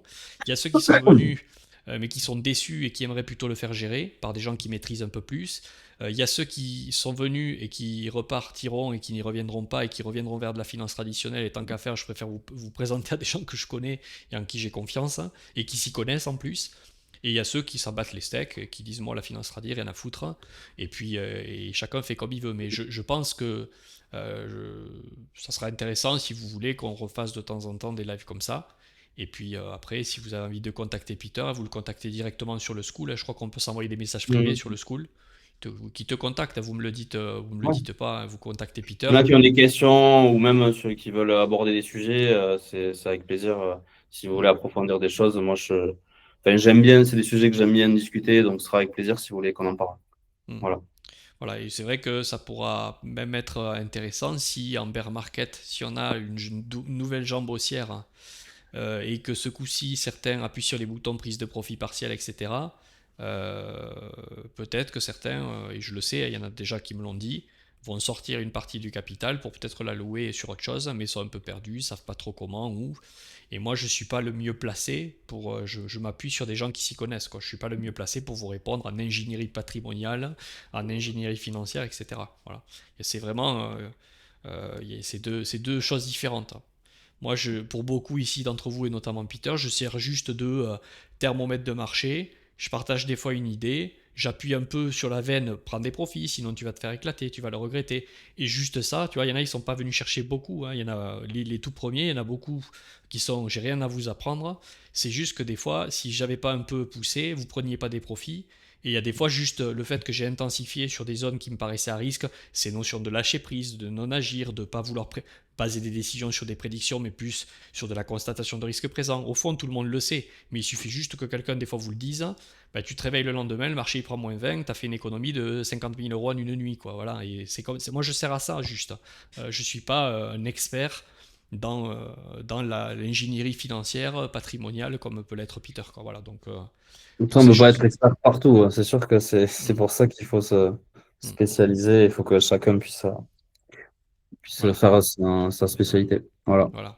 Ok. Et fondamentalement aussi, quand je vous parlais à une époque, voilà, moi je m'appuie sur des gens qui s'y connaissent, il fait partie de gens sur qui je m'appuie pour avoir des avis fondamentaux sur les projets, même si vous le savez, je m'en bats un peu les steaks du fondamental. À part Bitcoin et Ether, moi tout le reste, j'en ai un peu rien à foutre, quoi. C'est uniquement un outil pour essayer d'accumuler plus de stablecoin sur la fin d'un cycle, dans l'idéal, pour réaccumuler plus de bitcoin et d'ether sur le prochain début de cycle. Voilà. Il y a aussi un dernier truc, Peter, qu'on n'a pas parlé, mais bon, c'est juste manière d'en Ouais. parler parce que euh, quand tu choisis d'acheter des cryptos, parce que maintenant tu fais plus partie toi de Mhm. ceux, je pense, et moi je suis d'accord avec ça, que les bons coups finalement on les fait sur deux trois choix. C'est-à-dire c'est être capable d'abandonner les choix perdants et de laisser courir les choix gagnants, comme ce que tu as fait sur la Ah BSC, ben, etc. Et ouais, ouais, est-ce, ouais. est-ce que tu fais plus partie maintenant de la team qui va être très diversifiée en altcoin, ou est-ce que tu fais plus partie de la team qui va sélectionner vraiment des patterns très propres? Est-ce que tu regardes par exemple la surperformance d'un altcoin contre Bitcoin? Est-ce que Oui, bien avant, sûr. avant d'aller sur un alt, est-ce que tu vas quand même regarder s'il surperforme le BTC, quoi? Ben, je vais regarder. En soi, je trade souvent en fait les patterns contre le dollar, mais Mm, j'essaye systématiquement d'aller regarder la pattern contre BTC. mm, Et c'est aussi en fait pour des questions aussi de retournement de cycle, tu vois. Parce mm, que c'est pas qu'une question de prise de position. C'est quand tu te rends compte qu'en fait, à un moment donné, il y a énormément de patterns de retournement sur plusieurs altcoins contre le BTC, mm, c'est là où tu te dis attention, il y a peut-être des trucs. Et en règle générale, tu vas souvent avoir les patterns de retournement sur BTC. Enfin, en premier, tu auras les patterns de retournement sur dollar. Après, tu auras, tu vois, les trends commencer à être sur du dollar, le pattern de retournement sur BTC. Mais ouais. c'est vrai c'est bien en fait de regarder ces deux prismes-là. Et pour répondre à ta question, non, moi je suis pas trop diversifié. Mm, J'ai plus quelques positions plus importantes. Alors mm, ça dépend des moments hein, au niveau du cycle, hein, mais oui. d'expérience, ma performance, je l'ai fait sur quelques trades souvent Mm, dans un cycle. Voilà, ça a été en 2017, comme je disais, c'était Ether, XRP, XLM, XLM, ouais. j'en ai fait d'autres. Mais en 2021, ça a été BNB, Cake aussi. Bon, Ether Cake, aussi. Ether aussi. Ether, ouais, c'est Ether Mm, aussi. Mais c'est vrai que la BNB a été très, très, enfin, ça a été des bonnes perfs. ouais. Et en fait, souvent, on va trouver ça dans énormément. En fait, c'est la loi de Pareto, quoi, tout Mm. simplement, hein. J'en C'est parle le souvent. 80-20, en fait, Mm, c'est une règle en gros universelle qu'on retrouve dans énormément de choses. Et donc, moi, enfin, je suis partisan d'essayer de faire courir les gains et par contre d'essayer de couper les pertes un petit peu. En mm, tout cas, c'est ce que j'essaye de faire. Et c'est vrai que souvent, voilà, on va pyramider à la baisse des trucs. Bon, des fois, en fait, réussir à laisser courir des gains, ça peut quand même permettre de faire mm. des bonnes perfs aussi. Ce qui est dur là, on conclut avec ça, je pense, c'est que toi, ton style comme tu disais, quand tu prends une position en dollars, c'est du trend following, de la continuation de tendance. On est en train de faire un double bottom, de se retourner contre Bitcoin, on est dans la zone de rechargement face au Ouais. BTC, mais on est déjà perché Ouais. très haut en valeur dollar. Donc pour faire cet Ouais. exercice-là, il faut quand même être sage et avoir un skill de trading qui est capable de couper en cas d'invalidation quand même aussi. Ben, en fait, le BTC, pour moi, ça reste un indice. En fait, c'est un peu un Mm, indice. Et du coup, En gros, déjà, quand il y a un retournement sur BTC, voilà.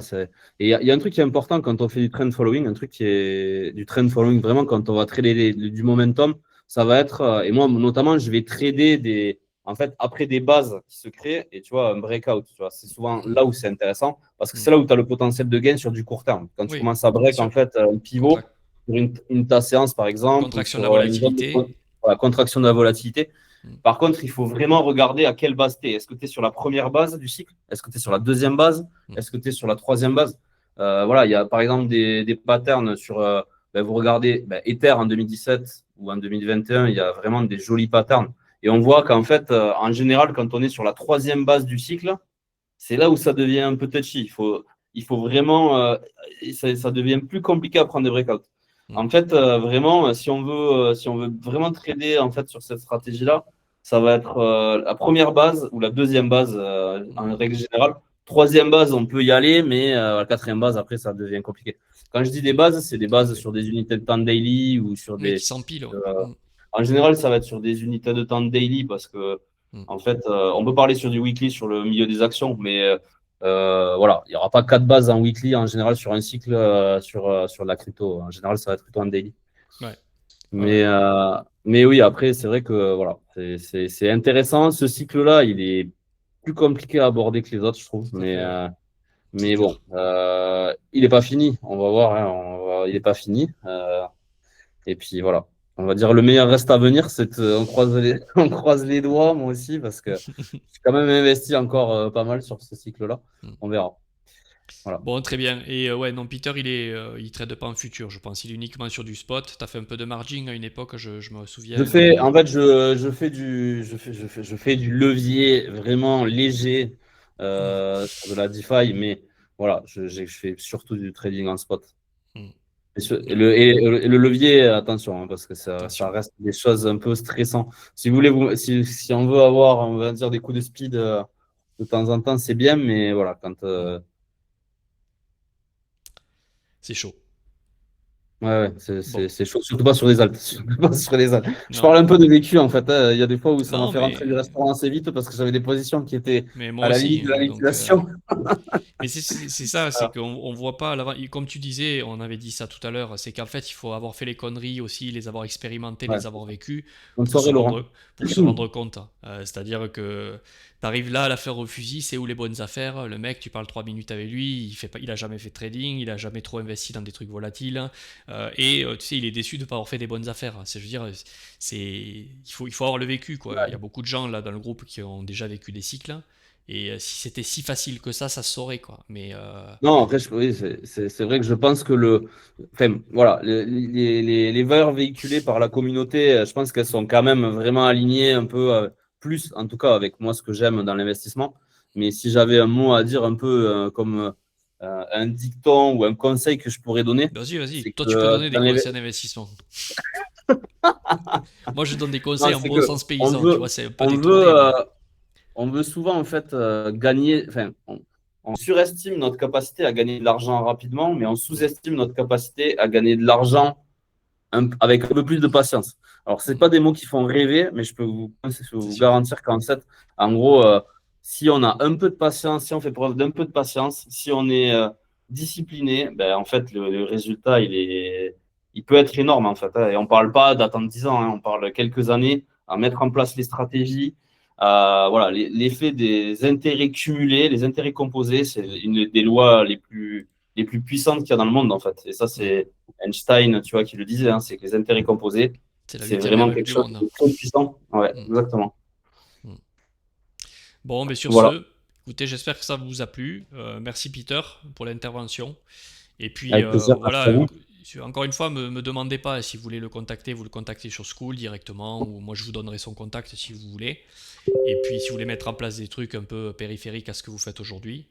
Et puis voilà, on se refera, on s'en refera un comme ça. Si ça vous a plu, vous me le mettez là sur School, sous le live, je vais le mettre en rediff.